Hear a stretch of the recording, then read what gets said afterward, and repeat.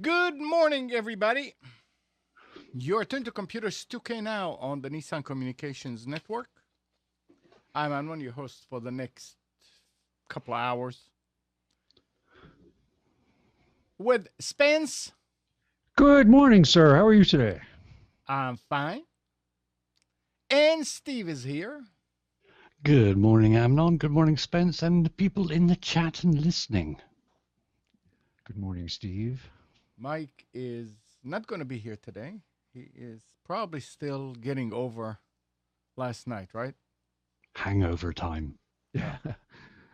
No, his son got Yeah. married last night. Yes, So he did. Congratulations and all that. our number is 919-518-9773, Computers 2K voice on Skype. And this morning's show is being brought to you by Adamus.com, makers of quality video recorders and converters for professionals. And just for Tom, it's November 9th, by the way. Yeah, it is November 9th.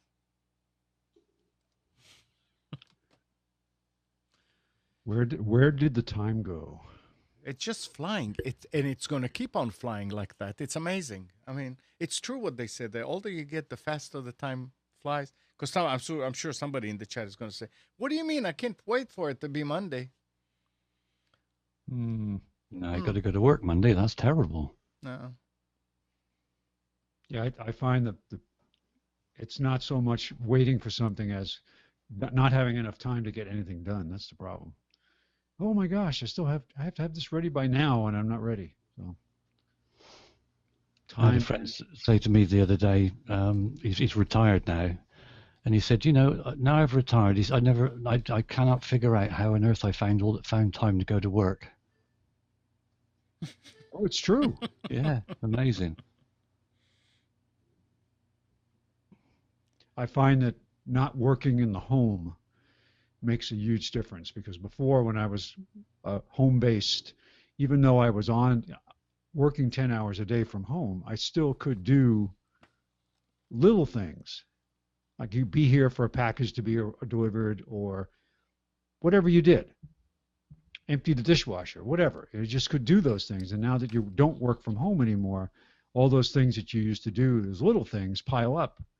And now it's like, oh, I can't. It's amazing. Yeah, but you have time to do a lot of other stuff too. Oh, yeah. And But- you are. Yeah.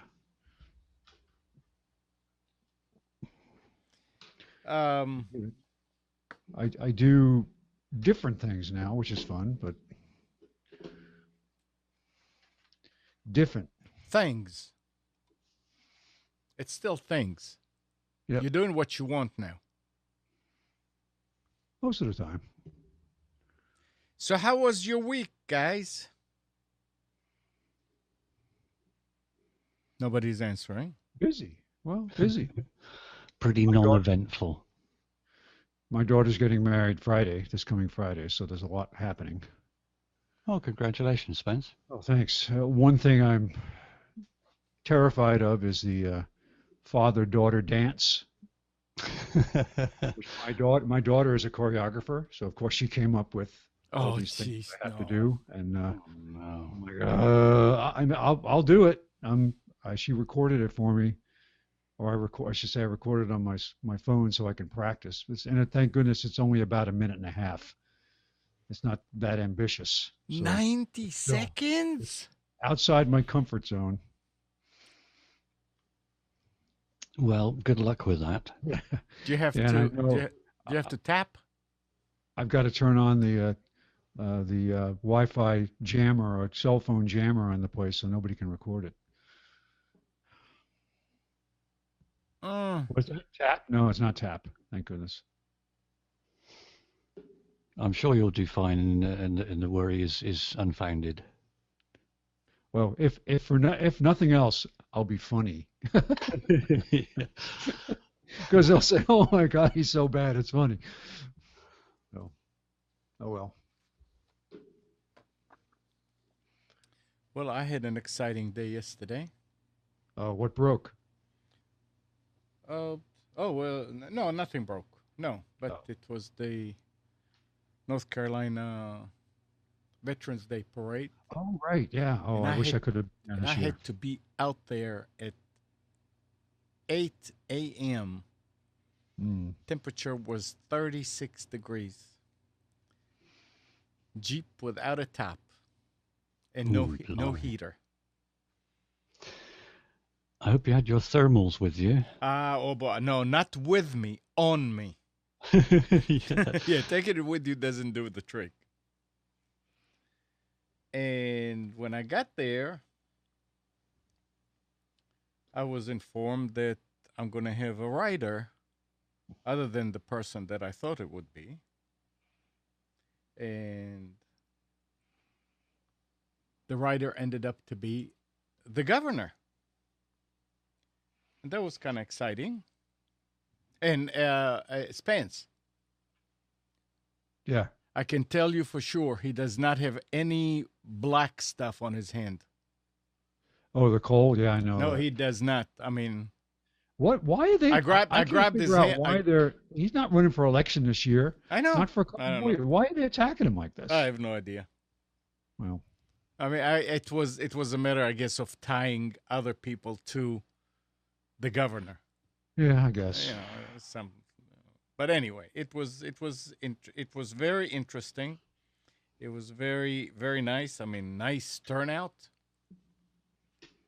And so, happy Veterans Day, everybody in the chat or anybody who's going to listen to it. Actually, Veterans Day is Tuesday, Tuesday. but that kind of took the whole day there.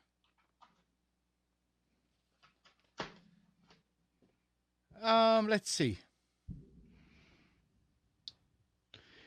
Well, I had a good experience at the wedding last night with the GoPro, in that I used the remote app on the phone to control the camera. I set it up in a discreet place right behind where the wedding party was standing on the towards the altar side. So I actually shot them from the front.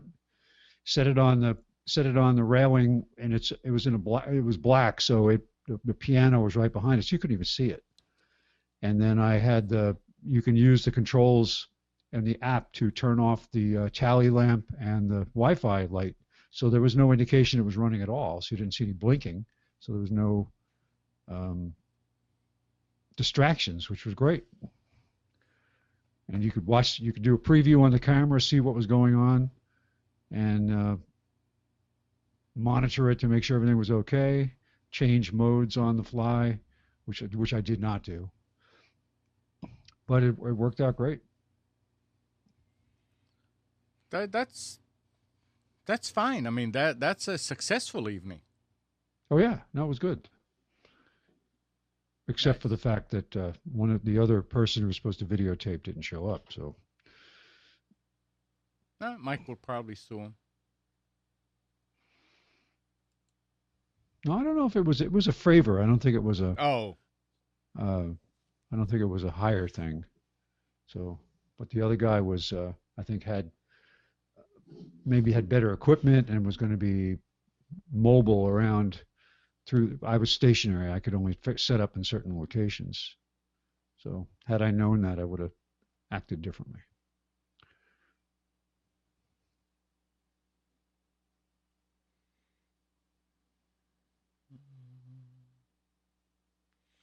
I'm reading Gene's note there.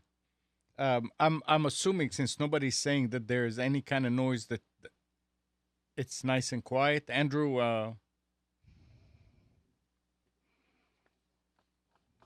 is everything okay as far as the noise that used to be there, or is there any noise there now, or whatever?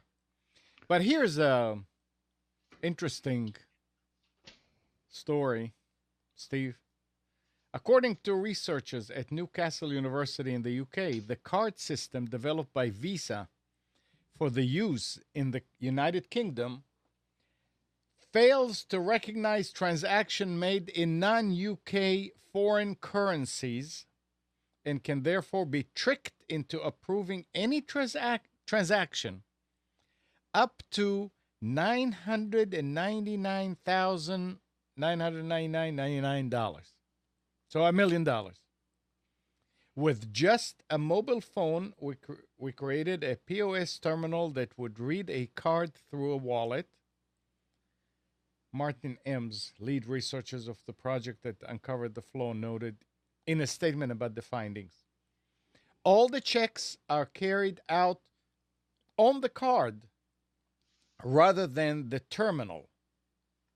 So at the point of transaction, there is nothing to raise suspicions. By presetting the amount you want to transfer, you can bump your mobile against someone's pocket or swipe your phone over a wallet left on a table and approve a transaction. Who thought about doing this like that? And what is the purpose of doing it like that? Process on the card? What active components are on the card? I that are have no powered? idea. I don't know. It's something new. We don't have it here yet, I guess. It's a card system developed by Visa for use in the United Kingdom. It's near field communications, NFC, which is taking off big time over here. So does the chip in the card get activated by the energy from the NFC? Yeah, basically, like instead of you having to punch in a PIN number, you just put your phone or your card or whatever device has got this NFC enabled. You put it within about an inch or two of the receiver, and it picks it up. Because I know that with passive RFID tags, that's how it worked. They were not powered. Some had batteries on board if they had to retain information, but for example, for inventory purposes, it would be hard coded with a inventory number or tracking number and put on a package, and then as it passed through the sensor, that's when it was energized and would return a number. But other than that, it was inert. Yeah. Mm-hmm. It's quite scary when you look at how it can be abused, and they're falling over themselves to bring it in as fast as possible. It's quite scary. Well, anything to make the transaction easier. Any way to make being ripped off easier, yeah. There are several locations now in the U.S. that use the embedded chip in the credit card where you have to slide it into a slot and leave it there so it gets processed. And they say, oh, it's more secure. And I was like, well, how is it more secure? Just because they have to have the card, yeah, maybe a transaction in the store, they can't clone the card, but that doesn't stop them from, if they know my number and my key, then they can use the card to buy stuff online. So that's what we have here now, is chip and pin. Everything is chip and pin. You slide your card in, which reads a little sort of gold square that's on it to verify that it's who you say you are, and then you put your PIN number in to authorize the transaction. Well, anyone could be stood next to you and look at that PIN number, bash you over the head, grab your card and know your PIN, and just go shopping on a spree. I didn't have to put a PIN number in. Yeah, that will be coming. It's coming to America as we speak, as it were. Big deal. PIN number. Yeah. 4 digits? Yep. They should make it just one. Make it easier. Why complicate matters? Yeah. Yeah. Make it a thumbprint, then they'll cut your thumb off. Take your Well, thumb. apparently they're getting around that because the ones I've seen where people have said, "Oh, that's simple, isn't it? They just chop your finger off." Apparently, it senses whether there's blood pumping through the finger or not. Wow. So you can't just chop a finger off and use it. It senses somehow that there's life in the finger. Yeah. Interesting. Just use cash. Yeah, cash. And carry a gun. Non-traceable cash. Right. Well, maybe. There's been a lot of conspiracy theories over this so-called security thread that's in our currency. That supposedly that in itself is some type of a RFID tag. So there's been conspiracy theories put forward saying that as you enter and leave the country, they know how much money is on you because these tags are on the cash and you walk through sensors at the airport. So interesting. Charles, was this question addressed to us about the video switching? All right, let's go back. I didn't see it.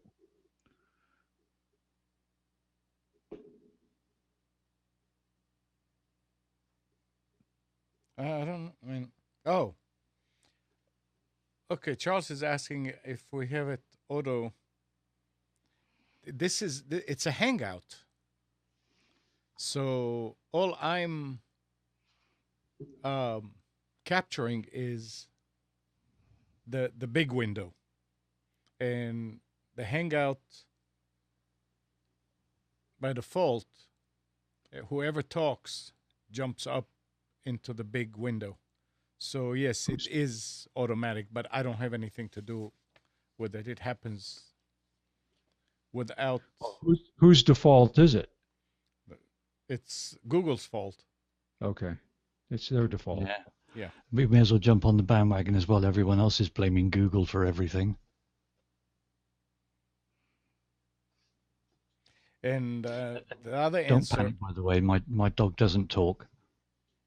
It does. No, he doesn't. Well, not now. He's passed on, Well, but he didn't talk before. Although I'm sure we had a communication link somehow.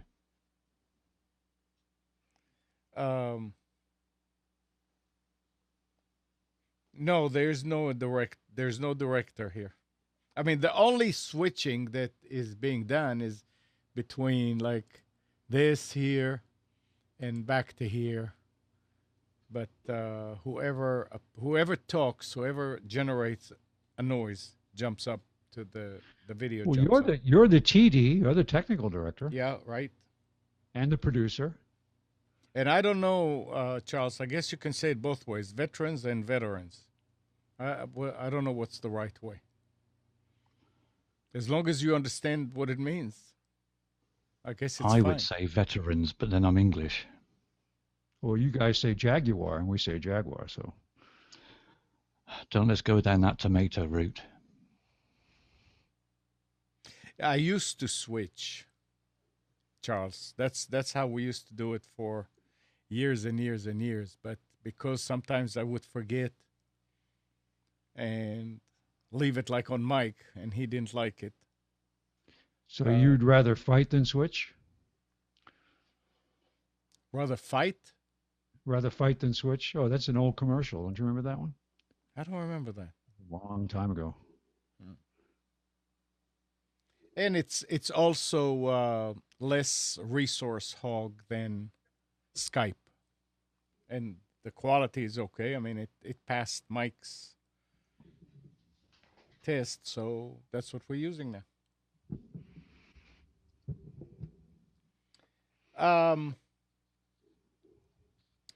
This is becoming interesting, and I'm wondering if the real estate market is going to get involved in something. It says when families go to buy a new home, they're most often looking for a couple things: good schools, safe neighborhood, Maybe something that's near public transportation, and increasingly and undeniably access to gigabit internet service. A study by RVA LLC Market Research and Consulting found that fiber optic internet adds roughly $5,000 to the value of a $300,000 home. It adds $5,000. It's getting to the point where in my neighborhood community, in my neighboring community, has a gig, and we're still doing satellite. The property value in that town is going to go up. This is the director of Next Century Cities, a coalition of cities trying to provide gigabit internet speeds to their citizens. You're going to lose people, and you're going to lose revenue without it. I'm hearing it from folks in different chambers of commerce, in real estate, and in politics. So if municipalities cannot get involved in doing this, which is kind of stupid because that's going to make more money for the municipality through taxes when the value of the house goes up, then maybe real estate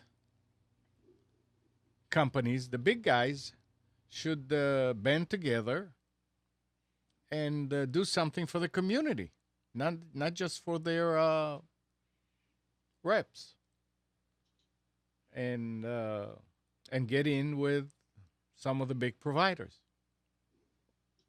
You think it'll ever happen, Spence? No, I don't. People can't agree on anything. Wishful thinking, right? Yeah, I mean, you think about just what it takes to get what we have today working. Right. Yeah, I have a good cartoon. I've been meaning to bring this. It was on my other computer over here in my office. I mean, I'm still not. I don't understand how they came up with the fact that did you oh, let's see that first.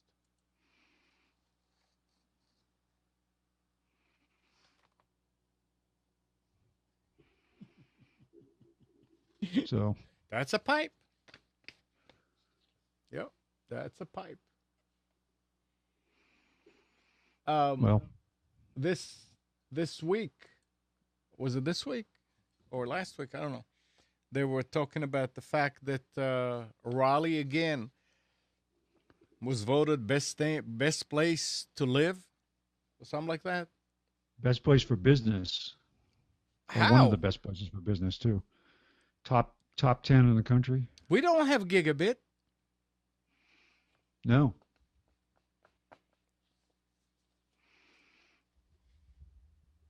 Well, I think that's one of the criteria that they use to come up with the ratings. I Not think the only one. for business, gigabit is a whole lot more important than just for homeowners. Well, I think it's only a specific type of business that can take advantage of gigabit. Most businesses don't need it. They don't know it. They want it. Oh, they do, but you can buy a Volkswagen to go to work, but a lot of people want no. I need to have a BMW. For what? Right? Yeah. So it's I don't know when it's going to happen. With a gig fiber in 2014, Jeff is saying, sounds somewhat similar to when cable TV first started back in the 60s. Yeah. I mean, if you knew that you're going to an area where you cannot, that you're buying a house in an area that there's no cable and satellite has too many obstructions in the way, would you buy the house? Probably not. Of course, if you're one of those people that don't want the kids to watch TV and do anything on, then yeah. But in general, you say, no, I don't want this. Like, we can't. We need to have TV. We need to have internet. Did you know that that's the history behind cable TV? What is? That not having access to a television signal in a remote area. Oh, that's why they came up with it? Community access television, it was called, CATV. And it was originally where the community would pool their resources together, put up a single antenna somewhere, and then distribute that antenna signal to the town. And it wasn't programming that came directly over the cable. It was just broadcast television that was amplified and delivered to people in that particular geography where they could not get a good signal. And that technology grew, and that market grew to what we have today. Did you see there was an article just, I want to see if I can find it, about how the triple play is dying. People are dropping. They were trying to analyze what's making people cut the cable. Essentially, they're not cutting the cable; they're cutting cord cutters. Cable TV. Yeah, that's cord cutters. And it's huge. It's like dropping something like 8% a year now. Right.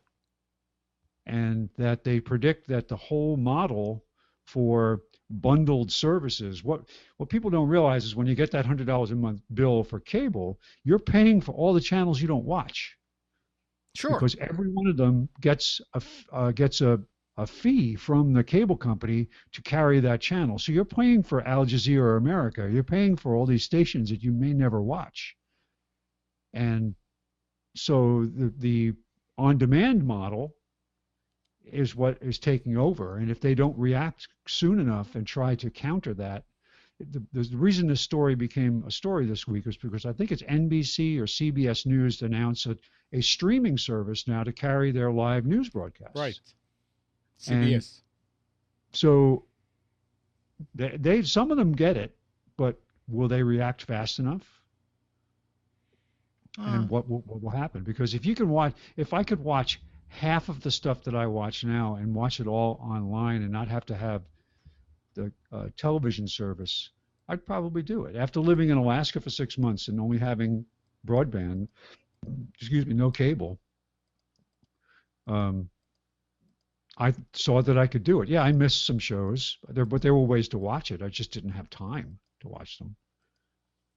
But most everything that's on today, you can get through.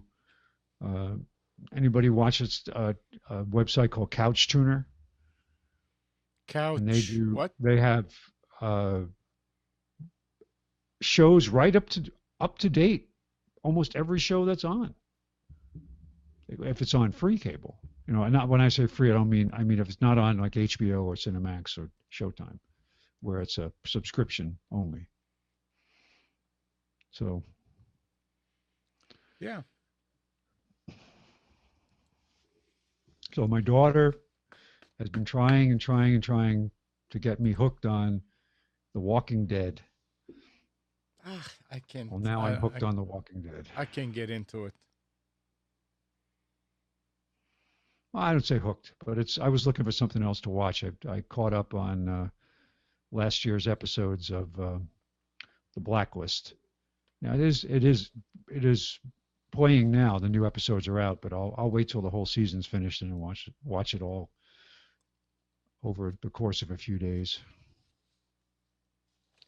Like I have time to do that. Did you get my specials file? No, I've been sitting here since about 8:15, so it's probably there. It's there. There's one typo in it. I have the date on the second page as the 8th instead of the 9th. I don't know why I did that, but it's all right. Other than that, at least the date and the file name is correct. Yeah, if you and Steve would we'll talk for a couple of minutes, I'll go and do it, but there's no rush. Yeah, no, do it now. But yeah. I was going to say with the cable, I mean, I don't have cable TV here, but when I used to have satellite, you'd have set packages that you would be able to have, like, children's TV package, and there would be a movie package and a sport package. I just don't see the sense, and that's why I gave up Sky, because invariably you're not going to watch them all of the time. So why they don't do an on-demand type package and get on board with that as soon as they possibly can, then it would stop a lot of these cord cutters, I think.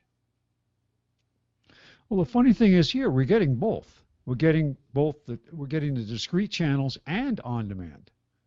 Right. I would like to just buy the on demand and not, and there might be one news channel that I watch pretty exclusively, but I'm paying for all the other ones. Exactly. If you could just pick and choose and say, well, I want channel 7, 14, 37, and 46, give me a price on that, then they would have a business model that could go forward. But what they've got at the moment is that you take it or you like it or lump it. But I think that the what was brought up in this article that I read was that a lot of these channels are successful only because of the subscription model, that if they went to an a la carte model, they'd go out of business because they wouldn't receive as much revenue. They'd have to start charging a lot more for an individual user. Yeah, but people would they only watch them very occasionally when there's nothing else on. They're not going to have the eyes watching them to be able to fund themselves. Yep. It's an interesting model how it's worked out because of you see so much individual independent productions now on cable channels that you would never get before. There are just so many shows. It's great from that perspective, but we're funding all of them. Yeah, some of them aren't so great. It's down to a choice thing now, isn't it? If I don't want to choose that, and I want to watch that one channel and not the other 5 that come with it, so why should I pay for them?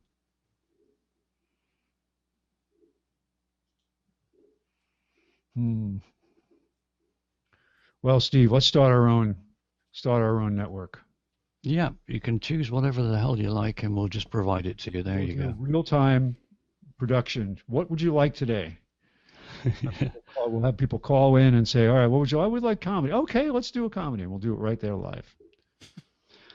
We'd like a drama. Okay.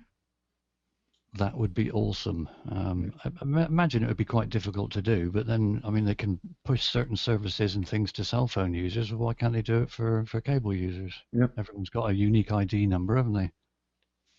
Flash mob television. Yeah.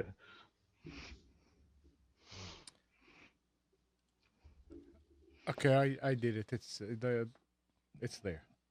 We gave you enough time, did we? Yes, you did. Awesome. One of the stores is actually starting to run ads. Black Friday early deals. Oh, Gray Friday. Amazing. So, Apple, acting swiftly, Apple has blocked apps infected with the newly discovered WireLurker malware that attacks iOS devices through OS X and is primarily targeted at iPhones and iPads users in China. We are aware of malicious software available from a download site aimed at users in China, and we've blocked the identified apps to prevent them from launching, the Cupertino-based company said in a statement, adding that users should only download and install software from trusted sources. Sounds familiar. WireLurker works by first infecting Mac computers. I thought Mac computers are uninfectable. No, they're disease resistant, not yeah, right. Then hopping to iOS devices connected to the infected machine via USB. And I don't know many people that connect their phone to a PC. But here, I mean, in the Mac world, I guess there's a lot of syncing and stuff to do. You need to connect your phone to the Mac. No, only now that they have Wi-Fi sync, it's not necessary anymore. Okay. But you used to, if you wanted to put new music on your phone, you had to connect it to iTunes. But now you can do the synchronization through the cloud. So capable of infecting both jailbroken and non-jailbroken iOS devices. The malware can steal a victim's address book, read iMessage text messages, and request updates from its command and control server. The company described WireLurker as heralding a new era in malware attacking Apple desktop and mobile platforms, adding that it is the first known malware that can infect installed iOS applications similar to traditional virus. Last week, a Swedish white hat hacker by the name of Emil Kvarnhammer discovered a serious security hole in Apple's newly released Yosemite OS X operating system. Dubbed RootPipe, the vulnerability allows outside users to gain root-level access to Macs running Apple desktop OS. It's the same as it's been happening on the PC, and we always said just give them a chance. When there are enough devices, Apple devices out there, the hackers will say, okay, well, yeah, we can now benefit from infecting them too. So I guess the numbers of iOS devices and Macs is rising. And now they're facing the same thing we've been facing for years and years. It's I don't know if I will say it's sad, but it's sad that most Mac people don't know about antivirus programs, and that there's not that many for them. But welcome to the real world. This is, I don't remember anything like this, that if you hook your Android to a PC that you get infected. But anybody here, Spence, did you ever get infected on your phone? Steve, anybody in the chat? No. I don't know anybody that their phone got infected. I know, wasn't there something with some of the earlier operating systems? Was it Symbian or something like that? There was some type of an exploit that, I don't remember. Hey, Param, if you're listening, he would know. I've got Symbian on my mobile phone because it's such an old one, but I remember there being something related to Symbian when it was out there. Yeah, it's one of the early smartphone type phones, I suppose you could call it. You can connect to the web and do email and stuff, but I've never used it for that. I just use it for a phone, so never had to connect it to the PC. Well, I'm sure the NSA has lots of applications already that they can hijack on any phone. I mean, I run an antivirus on the phone just because it makes sense. But I never came across anybody that got infected, got a phone infected.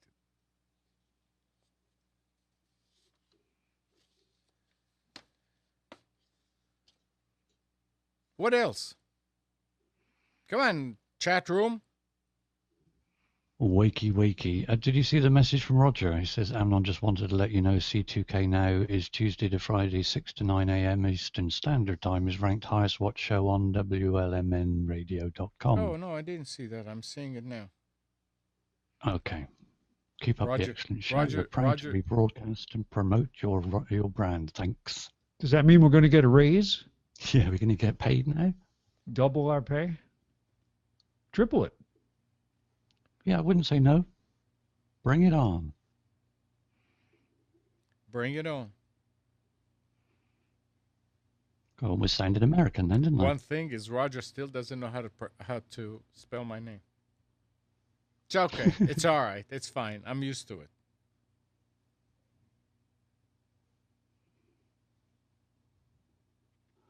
Gene's asking, what antivirus can you run on an iPhone? On the iPhone, I have no idea. I've no idea either. Sorry, I don't have any Apple devices. I'm a poor person. Anybody out there? I mean, I know that Sophos has antivirus for a Mac. I don't know if they do, uh, if they have one for iOS. Wouldn't be Apple subject to worms? Uh-huh.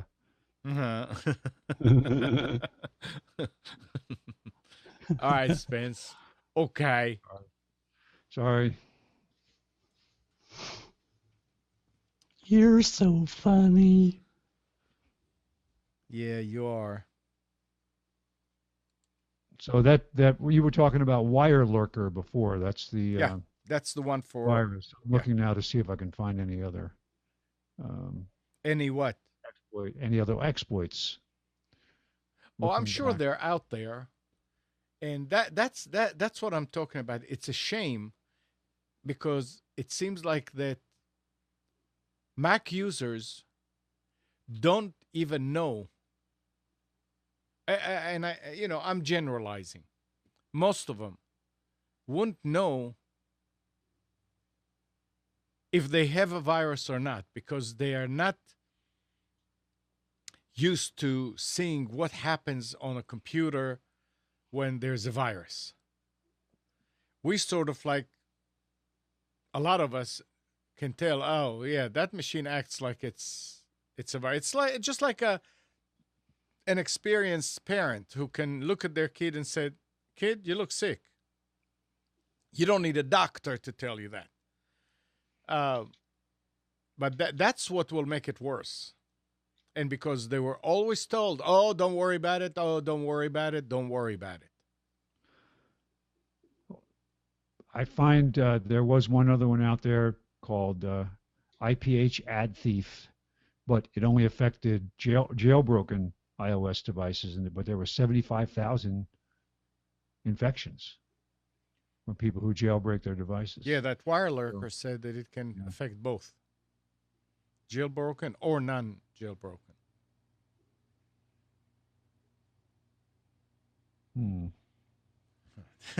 Tim is Gene, I think Tim is being sarcastic there.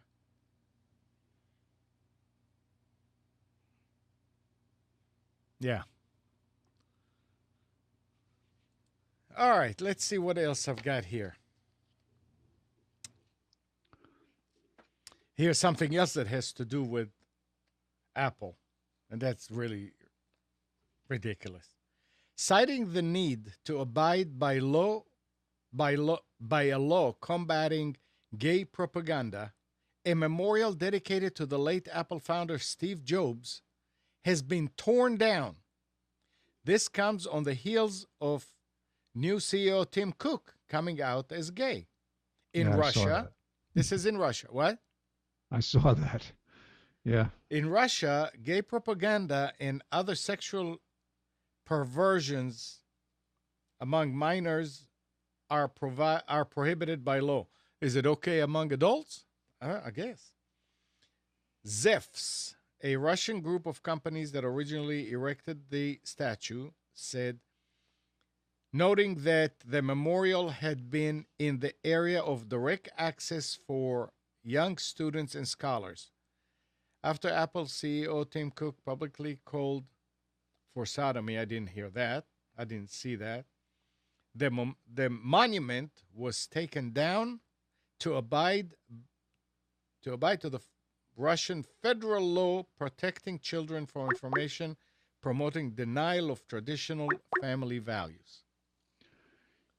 And the memorial was actually set up by I believe, a reseller. Well, I mean, it's just ridiculous. What does that have? Government-based memorial. I don't know. Hey, Roger. Hello. Good morning, everyone. Good morning. Morning. Morning. The Steve Jobs subject there that you had just touched on briefly. Yeah. We were talking about it over on TTB Network the other day. And, you know, my belief, I just want to throw in my opinion on this, is that, if that's your preference, okay, that's your personal business. Right.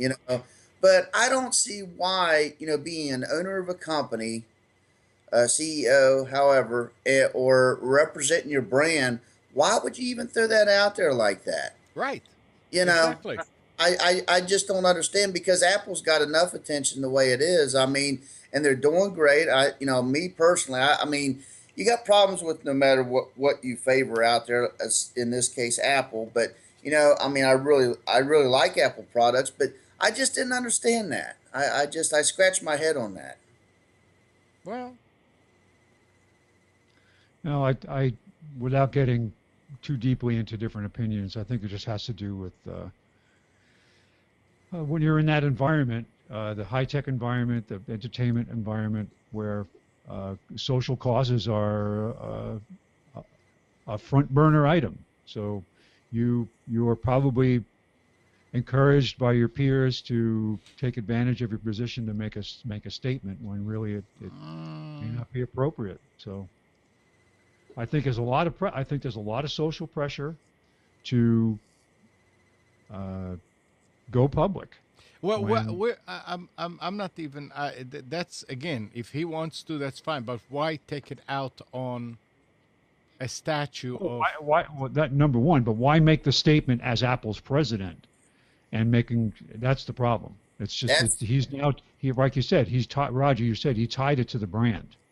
yeah. So that's I think that's the thing that probably wasn't appropriate. But I like you don't care what people do as private individuals. It's just don't beat me in the head with it. Right. Well, Right, and again, I don't hate the guy. I mean, I don't even really know anything about the guy. I well, mean, obviously, he must know something about something, or he wouldn't be in the position that he's in. I'm thinking, you know, He's an ex-IBM guy who was very successful there. I actually met someone last week who knew him pretty well. This is before he made the announcement, and now said, "Oh yeah, I knew him. We worked let together. We were let on the same let team." And he said, "Yeah, he was a very smart guy. Obviously, he's done a good job in changing Apple's direction. I think. I mean, he's done some things that Jobs wouldn't have done. but let Um, me ask you this: did he come out and say, I'm the CEO of Apple, and as such, I'm gay"? I think he made the statement at an Apple event or something yeah, like that. He was yeah, being it was that, interviewed as the president of Apple, and then made the statement during that interview.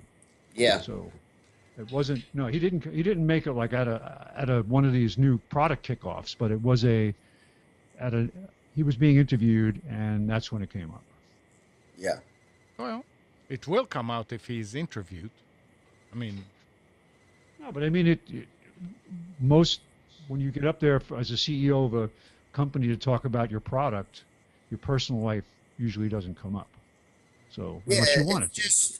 It's just, I feel that, and again, Spencer, I think you said it the correct way, better than me. Is that that's just personal information that you don't want to tie with your brand. I mean, that's like you know, I'll use myself here as, with my little network that I do, that's like bringing my personal problems or issues into it and saying, well, yeah, oh, by the way, you know, I'm the owner of WLMN Radio. I mean, I don't know. I just disagree with the way. I just think he could have done that better. I mean, I ain't saying that, you know, I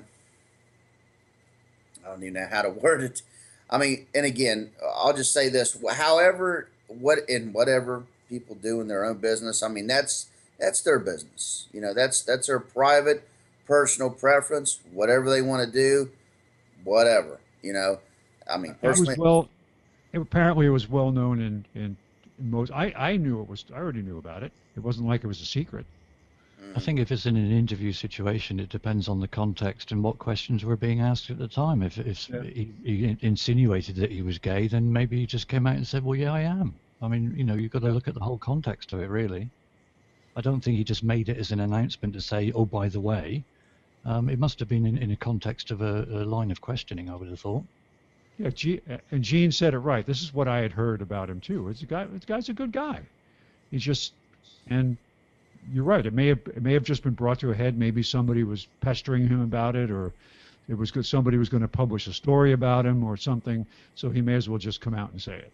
So Right. I don't fault him for it. I just say it might be hazardous to, just same way that the media today would react if you had the president of a company, and you saw this with several of the high-profile lawsuits that have happened yesterday over health benefits. President of a company was a Hobby Lobby. They are a Christian company. They said, we are not going to pay for certain aspects of Obamacare, which was one thing was, I don't know if it was abortion or I think birth control they didn't have an issue with, but something to do with abortions that they said, we're not going to do that because it violates our faith. And so there's landmines you can step on out there, but at the same time, you have to applaud people for standing up for what they believe is right. They're not forcing it on anybody else. They're just saying this is what we believe. Right, right. And I'm not trying to down the guy. And again, and I know I'm probably, one in a few, but I just don't think some things are better off kept, personal, maybe in the midst of conversation, in his defense, maybe, in a roundabout way, it was brought out in a question, that I'm not sure of. So I can't say it was or it wasn't.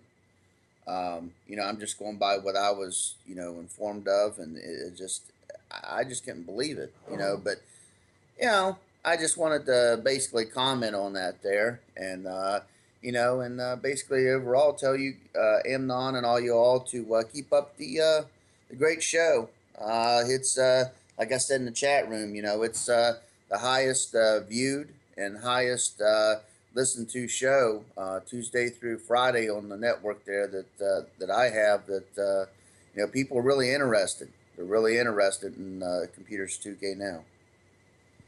Good. Thank you. You're welcome, Amnon. You folks have a good day. You too, Roger. Thanks, Roger. Yes, sir. Take care. I think this is going to do to backfire. How many people in Russia that walk by that statue knew that he came out and said I was gay? Now they probably all know it. Yeah, they all know it. Yeah. Now they'll walk past and think, "Where's that?" And then they'll look into the fact, why is that not there anymore? And then they'll find out. So it is. Some more. I think the only reason it's an issue in Russia is because it's a policy of the regime over there, not the general. The general public are probably like, who cares? Well, that's it. I think a lot of the cases, it is a who cares type thing, but the media has picked up on it and wants to make a huge, great show out of it. Well, move on. Yeah, I agree. It's a non-event. Just carry on with your life. Right. That's the thing. I mean, if he was asked and he would dodge the answer, then he would lose a lot of his fans, I would think. Yeah, but I don't think he ever did. It was pretty well known that he was anyway. Yeah, from but what no, I read but in articles and things. If they asked him, or if it was like you said in the line of questioning that, that in order to be honest, he answered it the honest way. Good for him. Yeah, it's like somebody said in the chat, if they'd asked him if he was vegan, if he came out and said, yes, I am. I mean, it's not a news media story. So what? Get on with it. Yeah, exactly. I like what Tim says. The question is he a good leader at Apple? Yeah, that's at the end of the day. That's is he the a good relevant leader? question. Yep. Is he pushing the company in the right direction? The answer to that seems to be yes. So it doesn't matter, does it?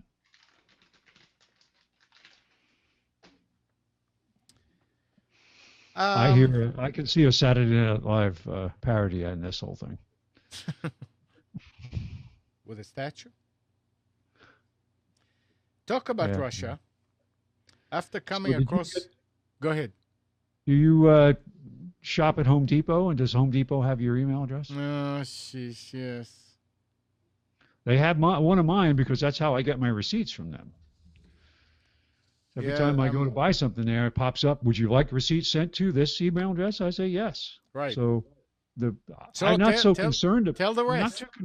I'm not too concerned about the fact that somebody knows my email address, but they did send a warning out to customers, and I got one saying, be aware that this could lead to fraudulent emails claiming to be us. Right. So have to be careful there. Yeah, they came out. They came out. Home Depot came out. Oh no! And said that the hackers that got all these credit card numbers also managed to access 53 million customer email addresses during the massive breach that was disclosed in September. So, I mean, if you are an educated email user, you already know what to open, what not to open, what to watch out for. And I don't know that it's going to be such a big problem for most people out there, but it's nevertheless it is a problem, and it's going to happen again and again and again and again. This is just the beginning. Now that they're figuring out how to do it, they're probably going to do it a lot more often. Come Christmas now, when there's a lot of money and a lot of people are using credit cards, I think we're going to see more and more of it. I still don't know anybody that actually uses those expiring credit card numbers that you can get. You can get numbers that mask your own, and you put it out there, and it's one transaction, and it goes away. I can't remember what they call it, but well, actually, that's a very clever technology for single use credit card numbers. You create one on the fly for that particular transaction. It can only be used once. Yeah. And that's another story that's going on now, is that Apple is getting Apple's what is it? Is it now? It's Google Wallet, right? Yeah. What Apple was the Pay, Apple? isn't it? What was the Apple technology called? Apple Pay, I think. They're being rejected by a lot of major financial institutions and retailers. And the first, I think, one that came out was it was either Rite Aid or Walgreens, CVS, or and like Rite that. Aid. Yeah. Yeah, and then now another bunch of them have come out and said, and it's not just Google Wallet; it's some other. Yeah, there's another one, another technology which is viewed actually to be behind and not as innovative. The Apple technology seems to be pretty well thought out, but there are other ones out there that have already been doing it and working towards it, and are kind of pissed off that Apple grabbed the mind share so quickly just by making their announcement. So I think there's a consortium of companies that are getting together to bring in like a new standard, which is again typical. Why can't they just agree on one standard and make life easier for the public? Exactly. It's got to have. Will it work with this? Will it work with that? I just want one that works with everybody, please. I had the story. Yeah, I would like to see a proven technology that is safe to use come to the top, and everybody finally say, instead of, well, we know this is a good technology and we just. Well, I mean, it's a matter of, I mean, what safe technology is only safe for a limited time, and the criminals are gonna figure it out and figure out how to beat it. So it's something that has to be continuously updated, continuously changed. Spencer, remember when you had a card that you had to use in order to log in to computers? It would generate secure ID. A what? Secure ID was one of them. Yeah. It was a card that actually had a processor in it that would roll through numbers. Right. And when you log in at that moment, you had to use the number that was on the screen at that time because 30 seconds later it would change. Right. I mean, I think it's more of a, I don't think the word is cultural, but it's not really putting emphasis on it. I always wondered if your identity gets stolen, the first thing I would want to do is change my social security number, right? Oh, try to do that. There is no way to do that. Well, why isn't there? People whose social security number has been stolen and used by someone else and they can't change it. I know, that's what I'm talking about. Why not? What is the big deal to change the social security? I mean, social security, IRS, all that have the old number. They know how to cross-reference, and now you have a new number that people don't have. I mean, it's so simple. Think about it. I don't know what I'm missing. Why doesn't anything simple with the government work? Well, I don't know. I mean, it's just things like that. I mean, credit card numbers. I mean, if you just have to be to suspect that somebody got your number, and you can call your credit card company, and they will issue you a new number. That's right. A new card. What is the big deal? I mean, that doesn't mean that you don't owe any money on the old one. You still have to maintain payments on the old one. It's not like suddenly if you're giving me a new social security number, you lose my taxes and you lose everything that I ever done. No.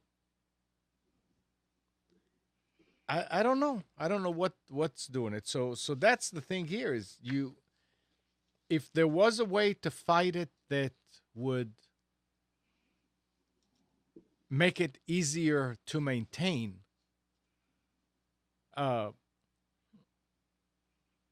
then that new technology that you're talking about, Spence, then that new technology will survive and will keep on serving us. I mean, it'd be so nice not to have to worry when you go shopping online that, oh, geez, somebody may get that number. Am I going to do it? Nah, maybe I shouldn't do it. And, it's... They make it possible for criminals to do that. Make it easier for them. Anyway.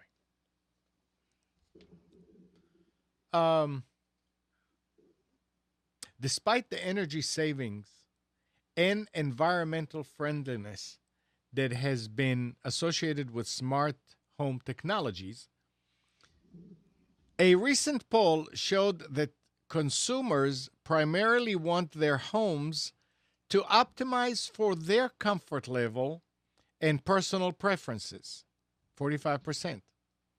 Security/safety and energy savings tied in second place. Environmentally friendliness came in at only 11%. Note that the three most voted choices have direct advantage for the user as opposed to environmental friendliness, which is primarily a social, I think, is benefit. What would you look for in a smart home? What would you look for in a smart home, Spence? How it affects? I would first and foremost, two things: security and environmental controls. To have control over the security of the house, as far as locking, unlocking, monitoring, and then also making the most of programming temperature changes and so on, monitoring temperature changes. I don't think that's what they mean here by environmental friendliness. Maybe that's what they mean, though. Well, I'll take it from the point of view of a person who's into that whole thing. Yeah, they want green materials, low emission materials, low impact, and also, unfortunately, small. because you see more and more efforts out there. The micro home, the 800 square foot home for 5. It's like these efforts to try to convince people that really you don't need a lot of space. So there was actually an article the other day that came out from a green group saying that, trailer parks are actually a good thing because nothing is permanent. You have to live in these small spaces very close together. It's like, yeah, that's fine for them, for somebody else, but probably the person who came up with this policy who sits on some board somewhere, he doesn't live in a trailer. Tim says, don't forget the food replicator. Absolutely. Absolutely. Yeah. Yeah, I want that tea, Earl Grey, hot.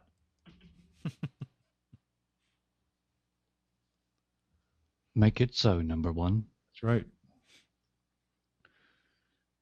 They had somebody did food, something to do with food with a 3D printer. Actually was able to make food. Had, instead of having material that came through the nozzles be whatever they make it out of, plastic or resin or whatever, they actually had like foodstuffs that would come through, and the guy actually made, I don't know if he made a donut or whatever, but he made something that you could eat. Probably Soylent Green or something like that. I saw one the other day that was producing chocolate figurines and chocolate things from a chocolate. It was amazing, absolutely incredible. That's right. That's what you get everybody for Christmas, Aaron. Amnon, you can get them a bust of your head made out of chocolate. I'm not going to go there. Oh, okay. Did you see the story about the first securities fraud case involving Bitcoin? No. It says the federal government on Thursday announced its first Bitcoin securities case accusing a Texas man of engineering a Ponzi scheme by getting people to turn over their Bitcoins in return for promises of high interest rates and the ability to recoup their investment at any time. Huh. Very interesting. Yeah. Yeah, there's where there's money to be made, somebody's going to jump in and do something.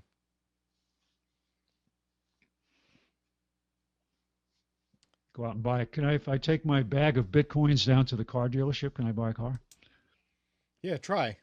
No, I forgot they don't come in a bag.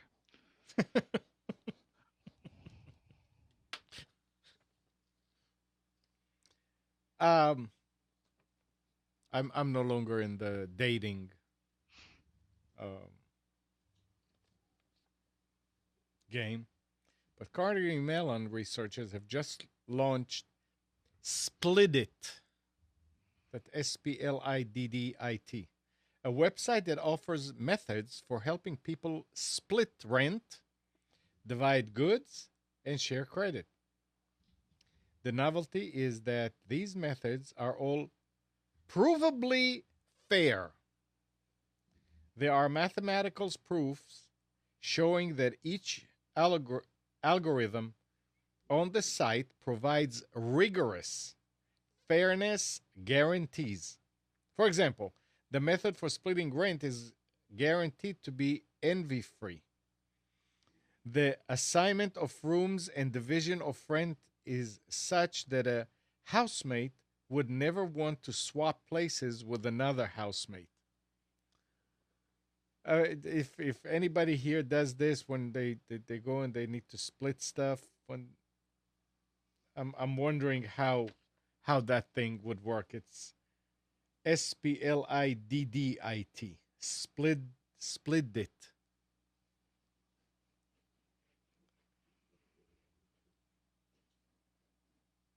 The idea sounds good, especially, if you're going out for a meal and you want to split it amongst all the people that are eating and that kind of thing. I can see the scenarios that it could be used, but whether it will be or not, I don't know. Well,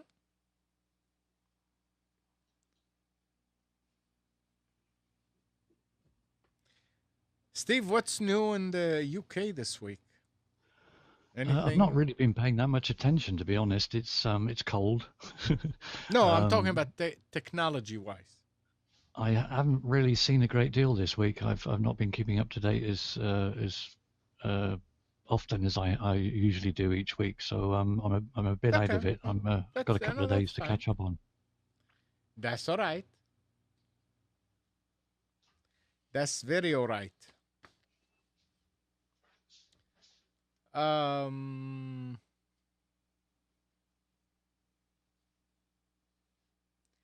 After coming across a Russian website, there's Russia again, that streams video from unsecured video cameras that employ default usernames and passwords. They claim that they are doing it to raise awareness on privacy risks. A blogger used the information available to try to contact the people who were unwittingly streamed on the site. It didn't go well. The owner of a pizza restaurant, for example, cursed her out over the phone and accused her of hacking the cameras herself. And whoever finally answered a phone at a military building whose cameras were streaming on the site told her to call the Pentagon. Again, you see here that people are not, they're expecting somebody else to do something about this. But you have to do that kind of stuff to protect yourself. You have to get involved in this. I don't know how somebody would if somebody's calling me and say, hey, you know, your security cameras are streamed over there, and it's because you did not change the password. You're using the default one that anybody can get into. I'm going to get mad at them?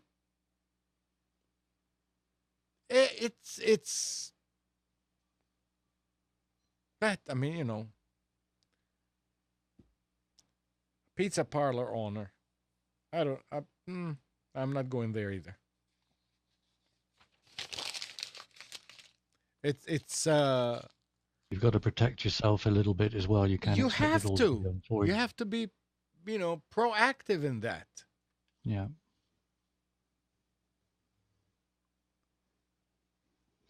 You aren't wrapped up in cotton wool.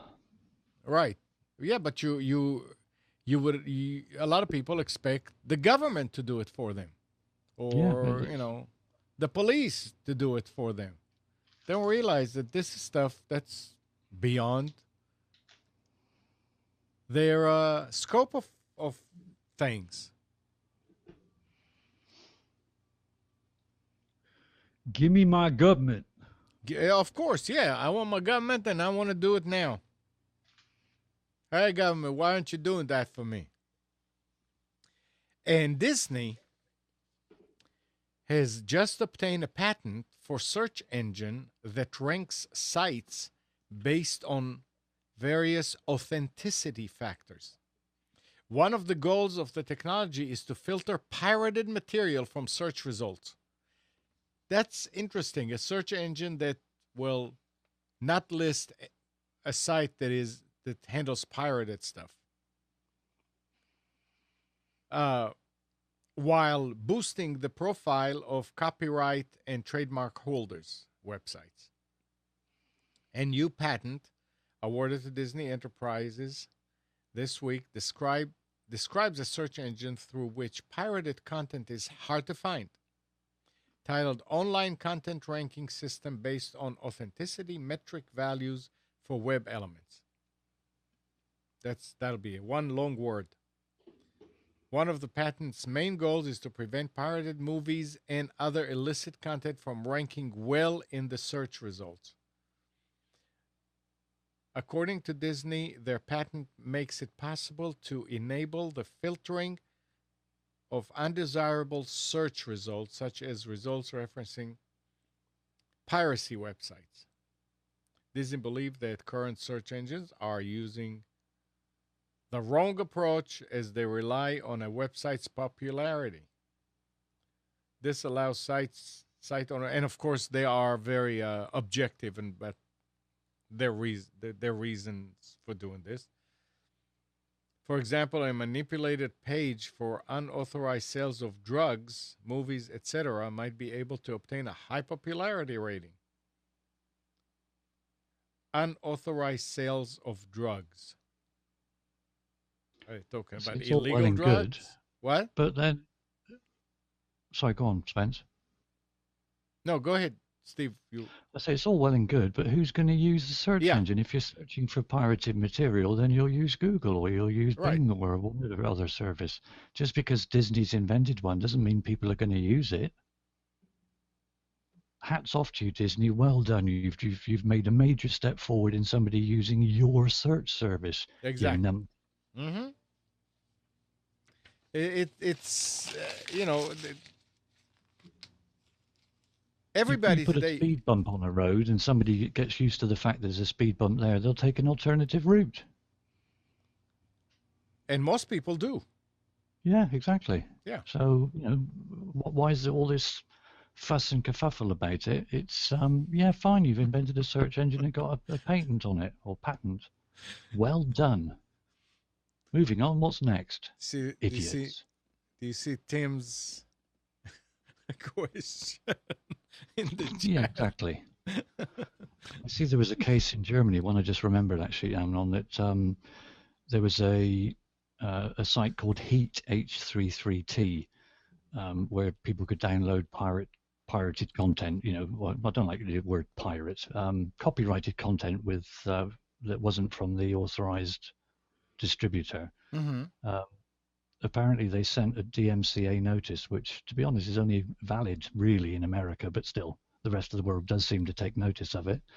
And because they didn't get a reply, they contacted the internet service provider that was providing the hosting for them and said that if you don't shut this site down, which is, with this one link just for one particular file, then you'll lose your safe harbors under the Digital Millennium Copyright Act. So they had no choice. The judge ruled that they would then be liable if they didn't close the site down. So for this one link that was deemed by the copyright holder, whether it was proved to be factual or not, and whether it was actually legitimate or not, they shut the whole website down. They just changed the DNS, and that was it. Website no longer available. And that's now the ruling in Germany. If you don't get a reply from the website itself, then the host is responsible. How the hell can that be right? You turn the entire site off because of one infringing link. Yeah. That's the government way. That is really scary. Let's punish everybody. Yeah. Oh, we don't like that you're doing this one specific thing on your site, so we're closing your entire site down. Madness. Madness is right. But we here have a controversy. But here's a story from last week. So Google has announced changes to its search engine in an attempt to curb online piracy. The company has long been criticized for enabling people to find sites to download entertainment illegally. The entertainment industry has argued that illegal sites would be demoted in search results. The new measures, mostly welcomed by the music trade group, the BPI, will instead point users toward legal alternatives such as Spotify and Google Play.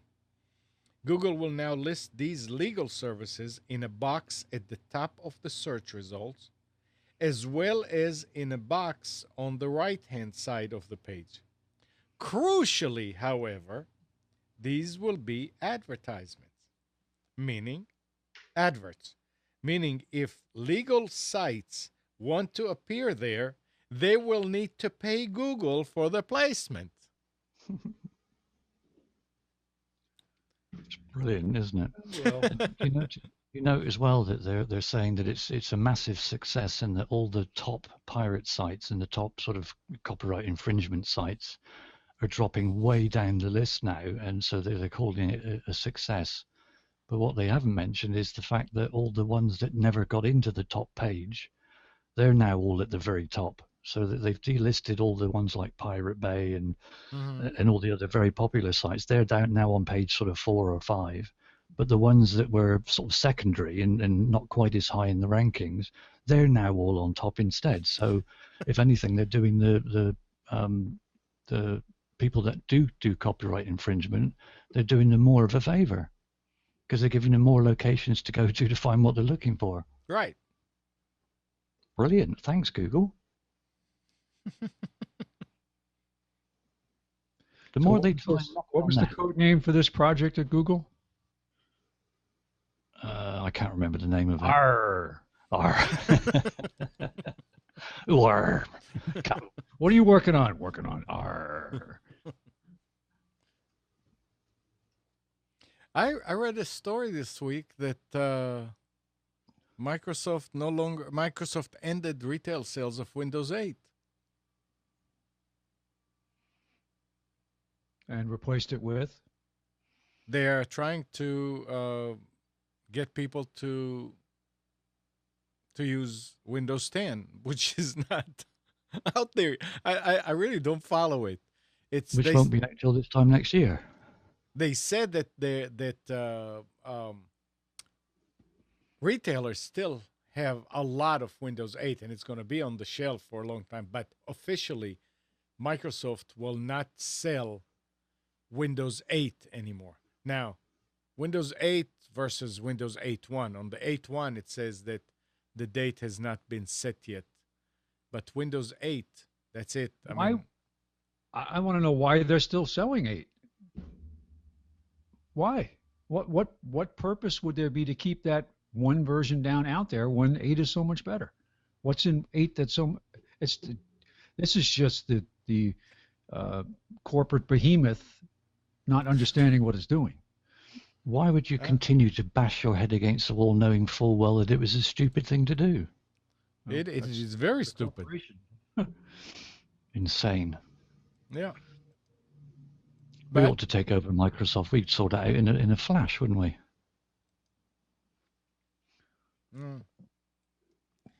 I use a story aggregator on my phone called Zeit. And I come across really interesting stories from time to time that I want to remember. So the way I save them, instead of trying to save them as a bookmark on my phone or something, I just email them to myself. And I have a special folder I keep the links in. And one was about the business environment. And if I can find it now, I'll post it. But it was just a great story about why do large corporations do what they do? Why is the atmosphere in many cases so toxic to change or to innovation, or why do they react so badly when something goes wrong? And they just seem to step in it, just repeatedly just step in it over and over and over again, and it just can't seem to work. It's a culture. It's actually a culture, and it's so hard to break. And a company, if it's been around a certain amount of time or it becomes a certain size, it falls victim to this crazy problem. I'll post the link to it. It's a good Harvard Business Review. It's like a victim of its own success sort of thing. It just doesn't know what to do anymore.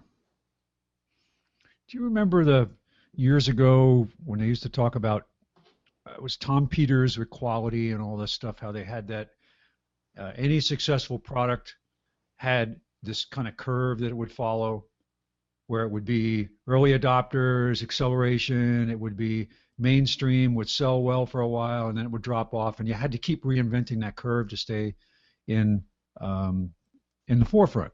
I can't remember what it's called. Gene, you probably remember, because they sent us to classes at IBM with this whole thing. We had to go through seminars to learn all this quality stuff, and it was almost like going into a room with people where you'd have to close your eyes and fall backwards and hope that somebody catches you. It was that kind of thing they taught us. How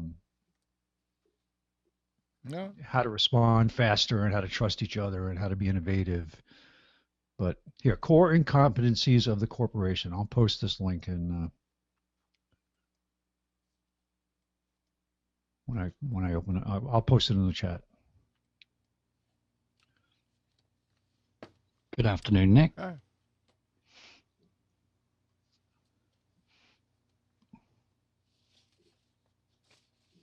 No audio from you. How about now? Now there is audio. There Oh, we there you go. are. Hello. How's everybody doing? Fine. Late night last night? Yeah. I was up. I was up early this morning. I had to make a few trips to the store to pick some stuff up. Did you buy us anything good? I didn't. I'm sorry. Oh. Did you see And any there was me specials? expecting breakfast. It's on the way, Steve. I shipped it with the new UPS 7-day or the USPS 7-day delivery thing. I look forward to it. It'll be there eventually. Hopefully. Did you see any sales out there, Nick? No, I didn't go to any technology stores. You I had know, to. other we had to stores do, other stores Yeah. have specials too. yeah, well, we had to do some snow cam modifications. So. Oh. Made a Home Depot and a Lowe's run. You didn't give them your email address, I hope. Oh no, never. Okay. I went to totally unrelated, but speaking of giving your email, I work for a wedding photographer, and a big thing at weddings now are these it's a photo booth, so people like all the props and everything like that. So we went to I'm not sure if you guys are familiar with Party City, but we went to Party City a few weeks ago, and he tried making me give my email address to them to sign up for their spam list, and I was having none of that. So, yeah, but never give them your email address. Your employer was trying to get to do that? Yeah, he's like, hey Nick, what's your email address? I was like, no, sorry, that's not gonna happen. Interesting. Yeah. Sorry, I was muted. Nick, what's your favorite app for doing the photo booth?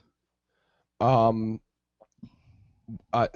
let's see. I use NK Pro Remote with a Nikon D300S. Oh, okay. So you don't actually use like an iPad to do it. No. We're using a DSLR. Okay. It's Somebody asked me about that recently. What they had done with an iPad where they set up the booth. Yeah, I'll post a link to what we're using. The software's cheap. I want to say it's only like $250. And it's totally full featured. Let me see how much it is. Actually, not even that much. $175. There's an app called Simple Booth, which has an event edition, which is meant for where you get set up for it. It has a countdown timer where the people you mount the iPad with the forward-facing camera, and then they can see themselves, position themselves, and it counts down. 3, 2, 1, takes the pictures. Here, and then I'll post a. Hopefully, he doesn't care about this. I'll post a picture of one of the results. I like this idea, but there's just I have no time left. My daughter's wedding is Friday, and we also talked about doing the Instagram hashtag, and like, you know what? If I had more time to research this and play around with it, great. But it's just not going to happen. Yeah, there's the final result. The software takes 3 pictures, it puts it together, and then we've got a. It's called the Canon Selphy. I want to say it's the Canon Selphy 910, which is a little 4x6 printer. So before they go up there, we say, how many copies you want. The 5, 6 is normal. So the software, after it finishes, it says please leave the booth, and then the printer will shoot out 5 prints. But it's a pretty good little system. And he already had the cameras, so the expense was some props from Party City, $175 worth of software, and then paying me for my time. So it's a pretty inexpensive setup. I did a New Year's Eve party one time where I brought my green screen and blue screen backdrop. Mm-hmm. Gave people props. The theme of the party was cruise. Okay. So I had a life ring, and I had people dress up with stuff, and I had the different backgrounds, and I found a paint shop alternative freeware, and then in that it had chroma support, and it was great. I just right there, I took the picture, edited it quickly, and made it, printed it immediately and gave it to people. And then at the end of the night, I made a composite of everybody who had their picture taken in one big group, and gave it out as a. Unfortunately, I didn't enjoy the party all that much because I seemed like I was spending all my time on that. But that's always how it works. It was fun. So Spence, we have specials. Oh yes, we do. Oh, yes, we do. All right. Well, you want to go? Sure. Let me just give me a second to adjust my screen size here so I can read it more legibly. Just have to zoom in a little bit here. But yeah, this is I like this. Does everybody like this format? Because this is actually easier for me overall. I mean, I have to sit down. It's on the if you. It's about the same amount of time. Maybe maybe a little less, but at least it's. Let's just post the link, Amnon. It'll be a lot easier than telling people to go there. It's right on the menu. Yeah, but if they click, does it open in a new page or does it open in a? It's supposed to open a new page. It does not. So. It's supposed to. No, it opens on the same page. Ooh. So I messed up. Yeah, blank target or whatever. Yep, sure enough. So there is one typo in this on the second page, So which is the Staples page. Computers 2K now that. Oh yeah, let me put it here. I put it in chat. Oh, you did already. Okay. I got you covered, Amnon. Let me go fix it. We're more than happy to point out the things you do wrong. So they're already advertising early Black Friday deals. Really? So yeah, this is. I think we're going to have another retail season like last year with deep discounting. They're already saying Walmart has announced they're dropping the prices on tens of thousands of items and offering free shipping. You know, quickly before you go into the specials, have you used that? Do you shop at Walmart weekly? Like do you have like a Walmart Supercenter that you do groceries at? I look at it. Yeah. Oh, they've got this new. Have you heard of their savings catcher thing that they have? Oh, it's an application that goes out and looks at. Yeah, we do half of our grocery shopping at a Walmart Supercenter and half at another grocery store, and we're getting about $3 or $4 a week back, and it's interesting that they're the only ones. I'm surprised nobody else has done this yet, and it's just Walmart so far. But you know, it makes I don't know. It seems like it would force people to kind of buy more stuff there if they can save, you know, $5, $6, $7 a week on their groceries. It adds up. Mm-hmm. All righty then. Let's start with Office Depot, Office Max. They've got PNY Attaché USB 2.0 flash drives, 8 gig for $3.99, 16 gig for $6.99, 32 gig for $12.99. It's just such a good price. I realize they're USB 2.0, but that in most cases doesn't matter. They have a inexpensive 7.85-inch screen Android tablet with 16 gig of memory. It's an Apex brand, $79.99. That's $50 off the regular price. They do have early Black Friday specials. Here we go. Toshiba 15.6-inch touchscreen laptop, 6 gig of memory, 1 terabyte hard drive, Intel Core i3, $399.99, save $260 off the regular price. They've also got a Dell 15.6-inch touchscreen laptop with an AMD A4, $279.99, $200 off, and they've got an HP 15.6-inch AMD A10 processor, 8 gig of memory, 750 gig hard drive, $499.99, save $210. So deep discounting on touchscreen laptops. HP LaserJet Pro monochrome laser printer, $139.99, automatic two-sided printing, network ready, $60 off.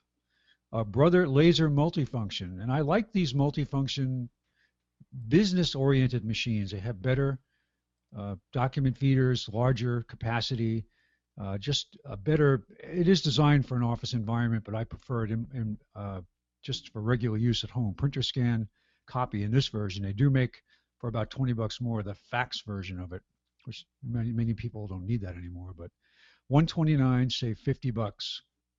Brother monochrome laser printer with automatic two-sided printing, wireless capable, $79.99, save $40.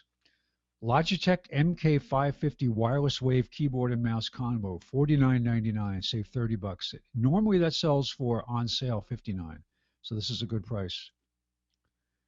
They've got an AMD A6 desktop computer from HP, 8 gig of memory, 1 terabyte hard drive, $379.99. That's $100 off. Lexar SDHC Class 10 memory cards, 16 gig for $14.99. That's 25 off. 32 gig for $24.99. That's 45 off. 64 gig for $44.99. That's 45 off. That's actually a pretty good price for a retailer. You can get a 64 gig card, Class 10, 48 megabit per second speed card for, I think I bought one on Amazon. It was $36 on Prime. But this is a good price for a retailer. Always look at the class and always look at the megabit speed. If you're recording HD video and it's, say, 24 megabits per second, you need a card capable of writing that at that speed so you don't drop any frames. The higher the number, the better. Yes, the higher the number, the better. I just bought one, I think it was 45 or 48 megabits per second. And I'm using that with a GoPro, which I think doesn't write that fast. I think the model I'm using is only 12. And I was using Mike's Canon HD camera, which I think could write at 24 or 28 megabits per second. Okay, LED monitors. We've got an Acer 23-inch LED monitor. This is a good price. $119.99, save $50. And they've got a 27-inch AOC LED monitor for $159.99, save $90. We've got some PNY Turbo USB 3.0 flash drives, and the price isn't much more than the 2.0. I'd go with the 3.0. 16 gig for $8.99, save $16. 32 gig, $14.99, save $30. 64 gig, $24.99, save $50. 128 gig, $54.99, save $40. Good deal. D-Link dual band AC 750 router, $49.99, save $20. A lot of the AC stuff that's out there is pretty expensive. D-Link is a good brand. They produce good wireless products. They do make a lot of other stuff, but good reviews on this. But a decent price. Most of the AC stuff you're going to see out there is going to upwards of $90 or more. But you got to look at features too. It depends on what you need. This does not have external antennas. They also have the D-Link wireless AC 1200 dual band cloud router for $69.99, save $20. Did I mention this other one was $49.99, save $20? And they also have the D-Link DAP 1520 Wi-Fi dual band range extender. And these, in some circumstances, they work. This is a little iffy. You have to know what you're doing with setup. It does require some experimentation. But $59.99, save $10. Well, that was all at Office Depot Office Max. On to page 2 at Staples. And this, I'm sorry, I apologize. I got the date wrong here when I was typing it this morning. It says November 8th, which is yesterday. But, okay. So they also have some pretty good deals on laptops and other devices that get deep discounted during the holidays. They have an Asus Windows 8 laptop, entry-level laptop with an Intel Celeron processor, $249.99, save $150. That's a 15.6-inch machine. 8 gig SanDisk Cruiser USB flash drive for $599, 16 gig $799, 32 gig for $16.99. They've got Western Digital My Passport portable hard drives, 1 terabyte for $69.99, save $10. 2 terabytes for $109.99, save $20. They've got an HP i3 laptop 15.6-inch screen for $449.99, save $150. They've got an Intel desktop, Dell desktop Core i5, $529.99, save $100. And you can also buy the Dell 23-inch widescreen LED monitor for $139, save $60. And then if you buy them together as a bundle, it's an additional $25 off.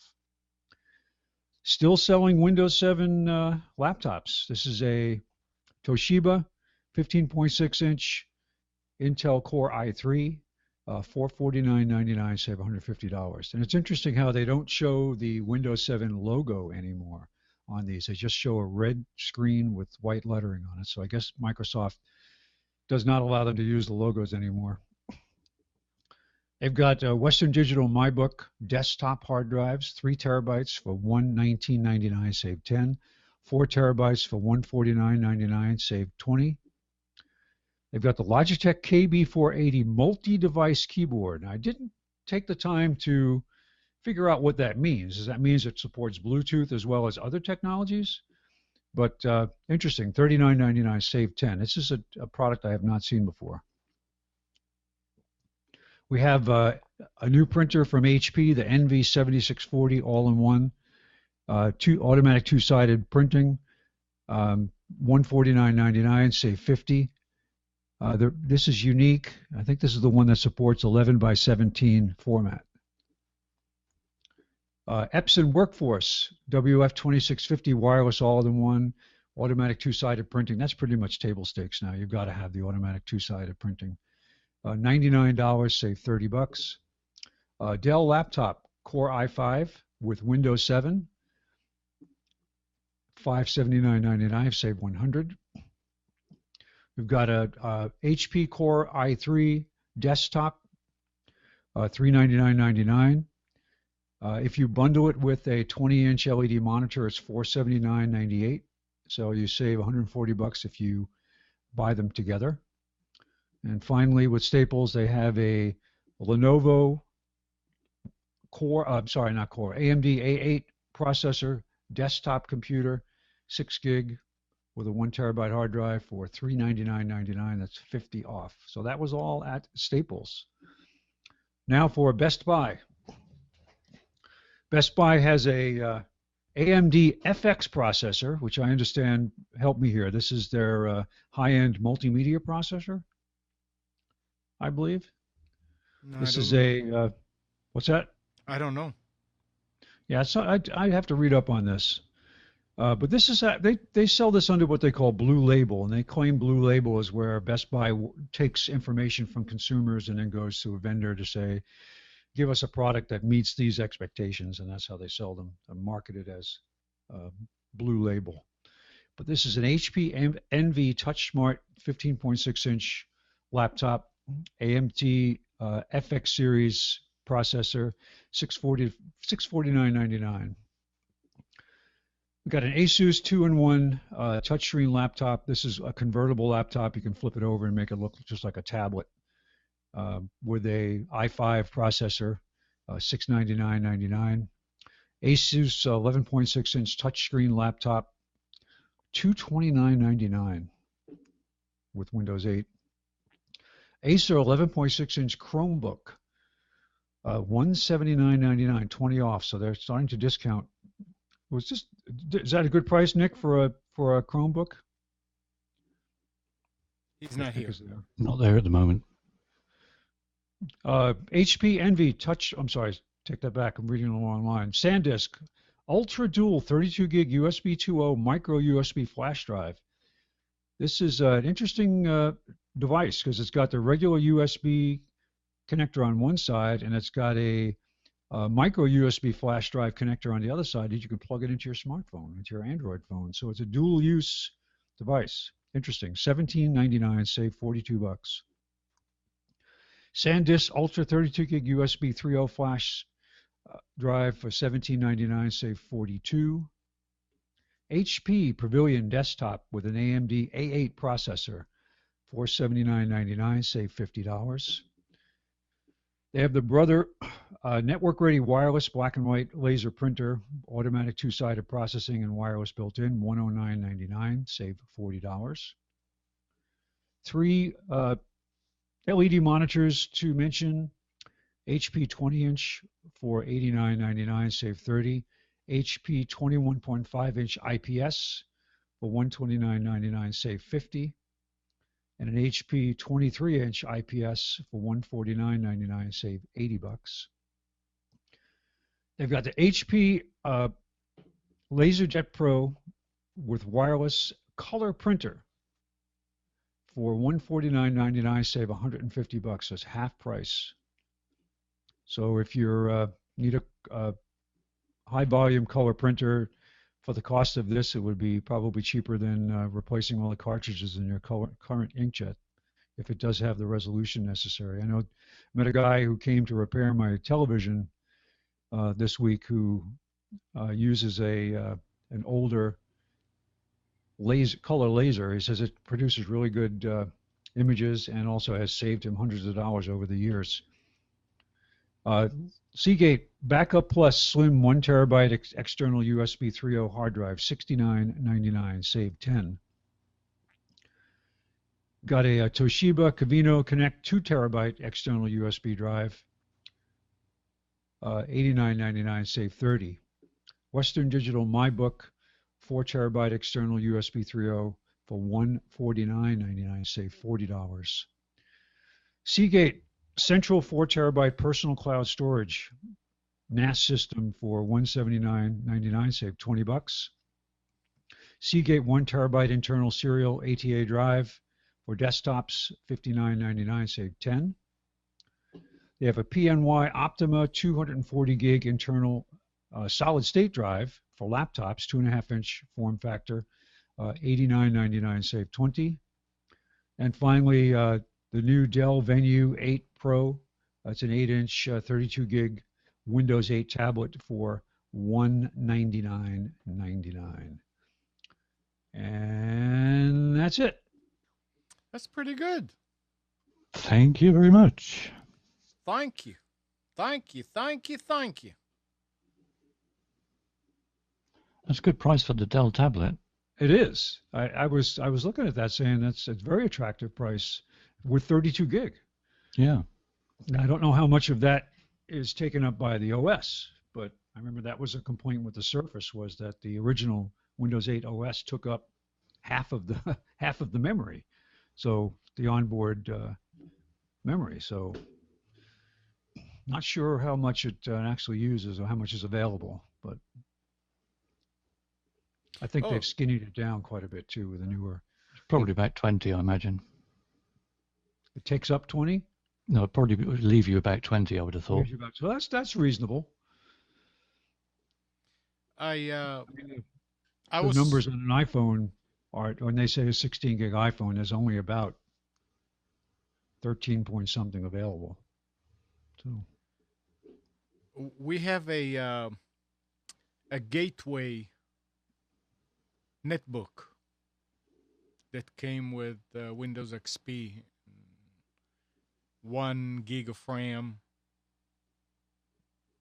It's a dual core Atom processor, and it wasn't working right. So I said, I'm going to try and put Windows 7.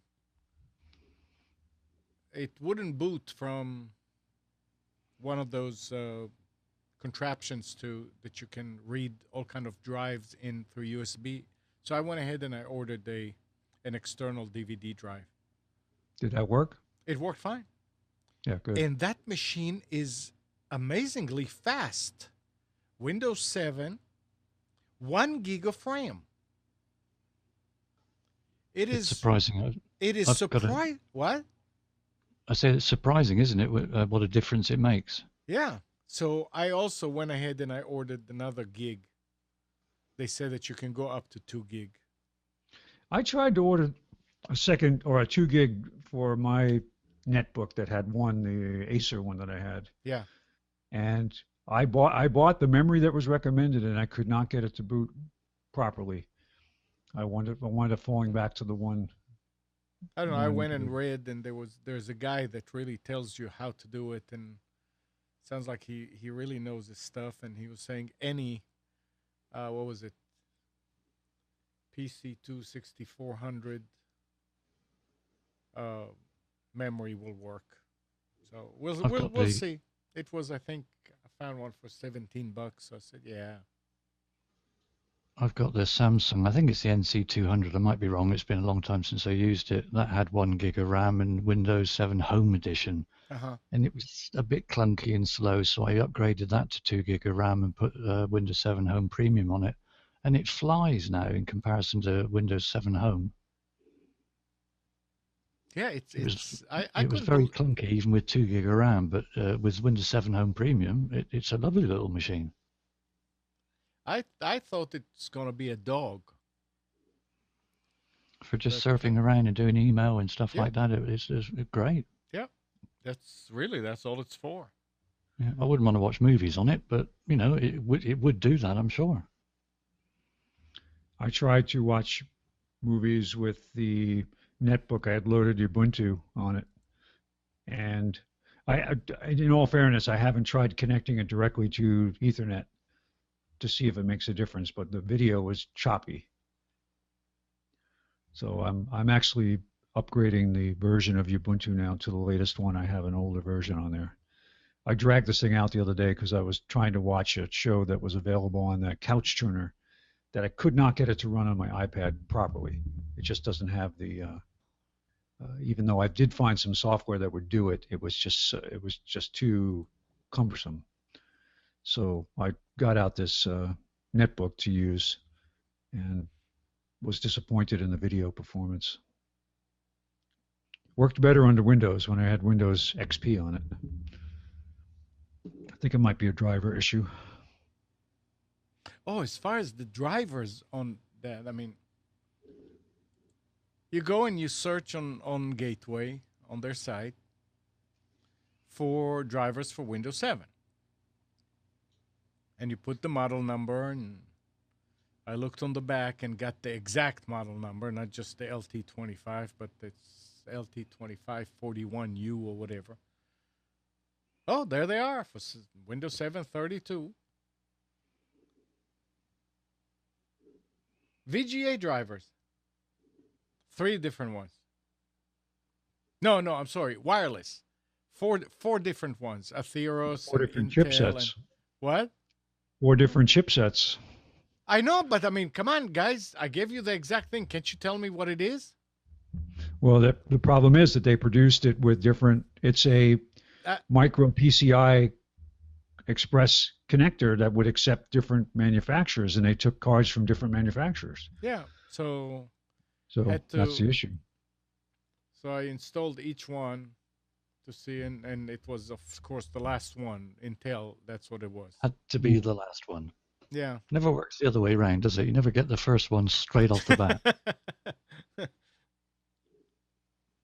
Even if you go the opposite way and think, no, I'll get the one that's last in the list first, it's still the last one. Yeah, I was playing like first one, last one, middle one kind of, and it was the last. But yeah, I'm surprised. Works really nice. Did the upgrade. Then I told Kathy, I said, here, try it now. And as she was taking it, it was doing Service Pack 1. I didn't know it. And I said, oh, leave it alone. Let it finish. But nice. Told her, I said, since you're using the tablet, I may confiscate this one and use it over here in the studio.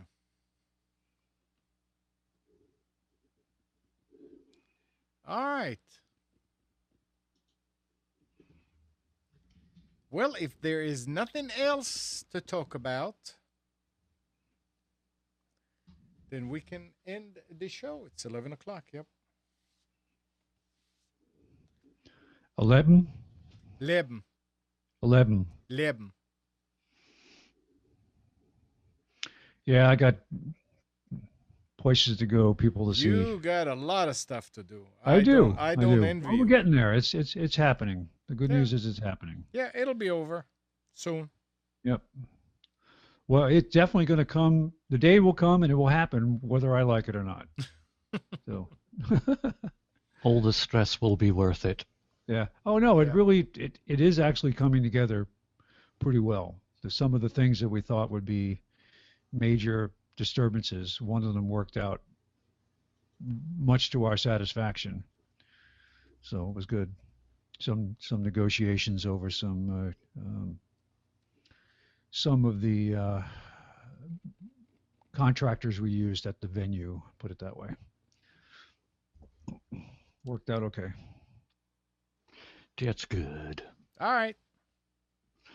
Well, thanks, Amnon. Thanks, Spence. And thanks for, although he's not there, Nick, and everybody in the chat. It's been nice to have you contributing and participating. No, thank you, Steve. You can go sleep now. I'll go make another cup of coffee now. My cup's empty. All right. We'll Spence, try to send you thanks. some warmer air. Yes, please. Thank you. Yeah, we're going to have a little bit warmer today and tomorrow. Then it's going to get real cold. We can just go outside and blow real hard toward the east, right? That's it. Yeah. We'll divert the Gulf Stream a little bit to turn it, Yep. steer it towards a little lower. Yeah, it's slightly lower, and it'll be fine for me because it'll just flip off the bottom of Ireland and catch me then. Yep.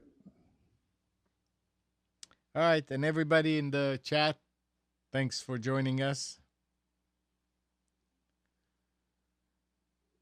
Good morning, good morning, Kathy, Hannah, Nabil, Mac, Norm, Katie, and Donna.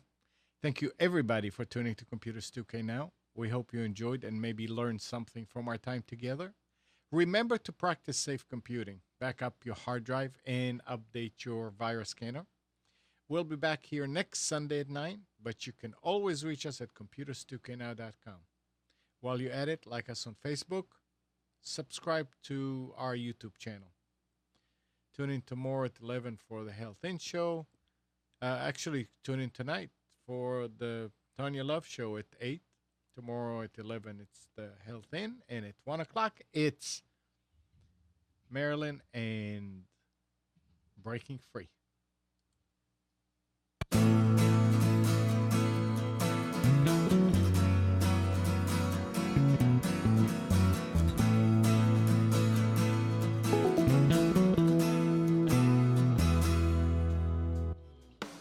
You are tuned to the Nissan Communications Network. Our weekly lineup of call-in programs includes Computers 2K Now with Amnon Nissan, Health In with Debbie Bruck, Breaking Free with Marilyn Shannon, Lessons of Vietnam with NCBVI members, The Tanya Love Show, Your Healthy Pet with Gisela DiCarlo.